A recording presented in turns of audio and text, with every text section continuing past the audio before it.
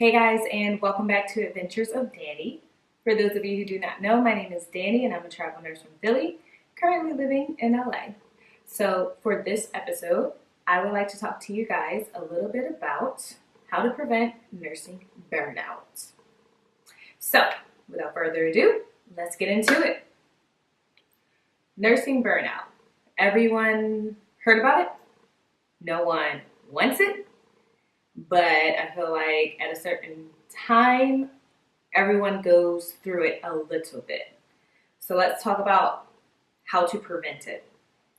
Coming from a traveler's standpoint, I have developed 5 easy tips for you to prevent nursing burnout. I've said it before, you'll talk to almost any travel nurse and she'll say, or he will say the same, especially in La La Land, aka LA. The traveling life is also a hustler's life. I was going to say wife, but a hustler's life. Meaning you pick up travel gigs, but then you also pick up side gigs. And then your side gigs become your primary gigs. Or you're working nonstop because you want the money.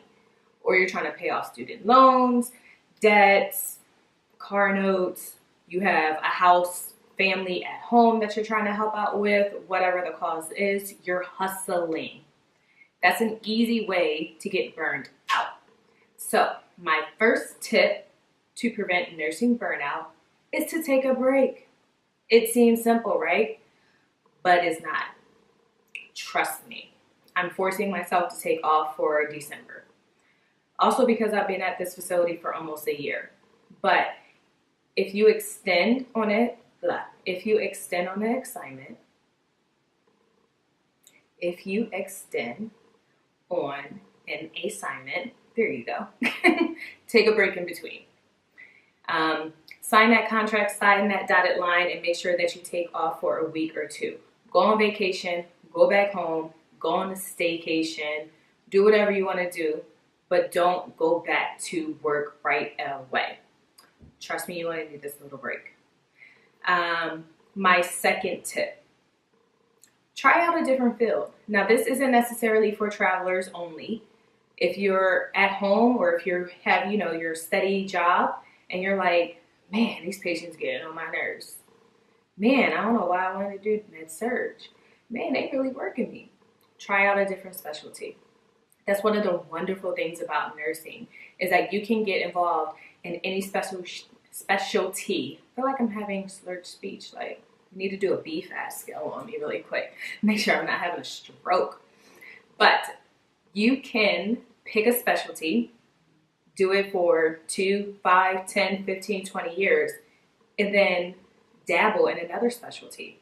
So if you're at home and you're that med-surg nurse that wants a challenge or just wants something different, apply to be transferred to another floor. Try ICU. Try the OR. Try the ER.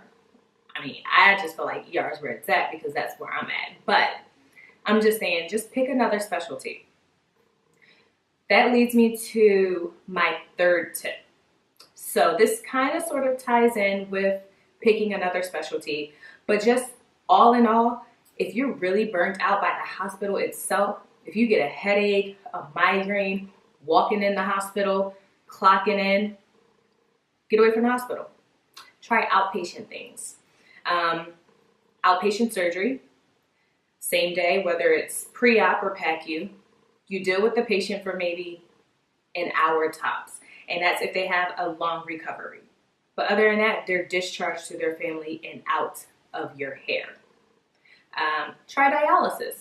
Now, my father is getting dialysis. He says that he has lovely conversations and he likes to flirt with his nurses. Why not? You're dealing with this patient for maybe 3 to 4 hours, 3 to 4 times a week. They're stuck there because they have to get the dialysis. Why not just keep them company?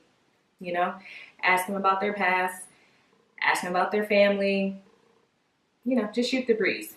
But you only have to deal with them 3 to 4 hours a day. And you might not even have to deal with them for the rest of the week or their time there. IV hydration. If you're in SoCal, or if you're in California, period, or Vegas, or if you're on the West Coast, let's just say that, IV hydration is also where it's at. It primarily started off in Vegas as the hangover cure, but it's developed in all other states and cities as kind of like a wellness infusion center. Try that. Now you're dealing with your client for maybe 45 minutes to an hour, if that. They'll go home, they're more appreciative, they're probably feeling a lot better. Overall, everyone's day is, fulfilled. You're helping someone out. They're also not as annoying, or maybe if they are, you only have to deal with them for that moment. You may never see them again, or you may see them next week, but they're out of your hair for the rest of the day. What was my fourth tip? Excuse me, I did take notes. Going back to being a hustler. Getting shmoney. I know a lot of nurses that will pick up their side gigs, but their side gigs are also 12-hour shifts. So we're talking about, especially during the crisis season, which is winter season in most specialties, I'm talking about ER and ICU. They will work their 312s at their travel assignment, and then they will work their side gig, and then also another side gig like registry. So they're doing 312s, then another 12, then another 12. That's 5 12-hour shifts a week. And can you imagine if it's night shift? So I say if you are that type and you want to get this shmoney and you want to work your side gig and do your side hustle and you want to do those 4 to 5 12-hour shifts, do that. Do you, boo. But that next week, cut back.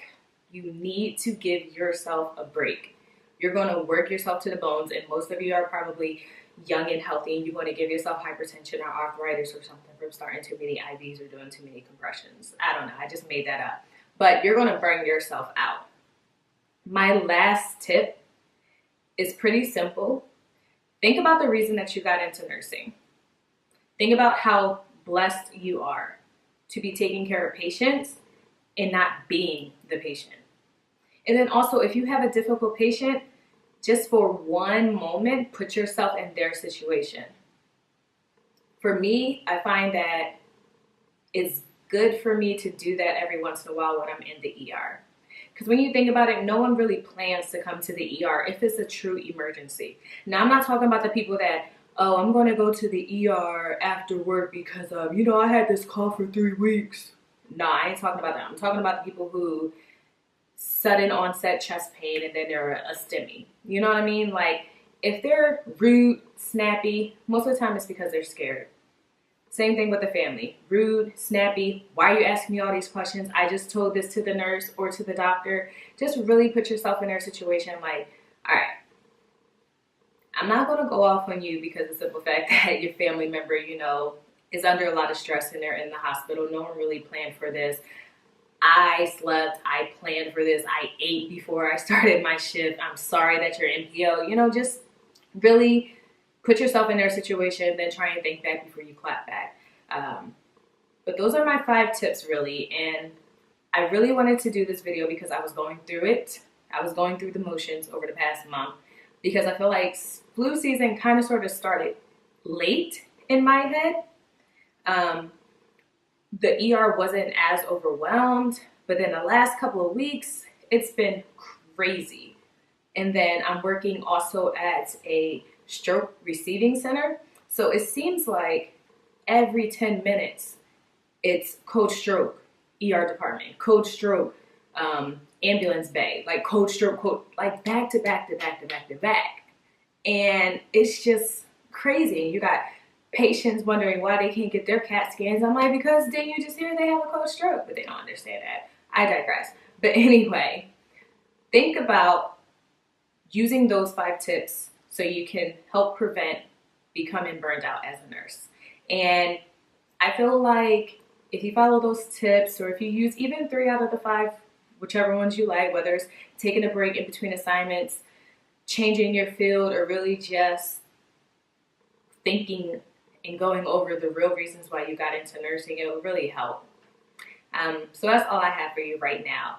Stay tuned for more Adventures of Danny, aka What's the Tea. You can always follow me on Instagram. DM me if you have any questions. I also linked my email, so you can email me with any questions that you like. And also, I encourage you to check out the link in my bio, which is my website, Adventures of Danny, where you can see all the blogs that I post, because I get a lot of questions about it, and I try and direct people to the blogs. But if you don't find an answer in the blog, DM me or email me, whatever. I'm very open, and I really do enjoy answering questions to first-time travelers, because it wasn't that long ago that I was a first-time traveler, and I had a shitload of questions, and I felt like no one could really answer it for me. So, see you next time.